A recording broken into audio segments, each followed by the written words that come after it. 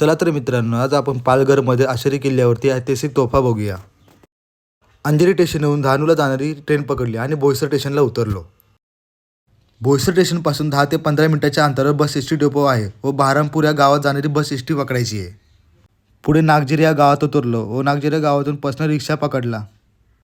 तोच रिक्षा रिटर्न पकडायचा. रिटर्न भाडे 400 रुपये घेतो. पुढे वाडा खडकोणे या गावात यायचं. या गावातून आपण पुढचा ट्रेक चालू करू शकतो. गडावर जायला दगडाची कच्ची पायवाट सुरू होते. तर गडावरती जाण्यासाठी 3 टप्पे पार करून जावे लागते. गडाच्या मध्यभागी आल्यावरती आपल्याला वाघोबा देवाचे मंदिर पाहायला मिळते. गडावर जाण्यासाठी आपल्याला कातळात कोरलेल्या पायऱ्या पाहायला मिळतात व खिडकीच्या आकाराची एक गुहा पाहायला मिळते. त्यापुढे आपल्याला लोखंडी रॅलिंग व लोखंडी शिड्या पाहायला मिळतात. ते आपल्याला गडाच्या माथ्यावर घेऊन जातात. पुढे पडक्या वाड्यासमोर आल्यावर आपल्याला एक दगडी पाटी दिसते. मुकुट आणि शिरस्त्राण हे पोर्तुगीजांचे राजचिन्ह आहे. पुढे दगडात कोरलेल्या पायऱ्या व गडाचा मुख्य दरवाजा नजरेस पडतो.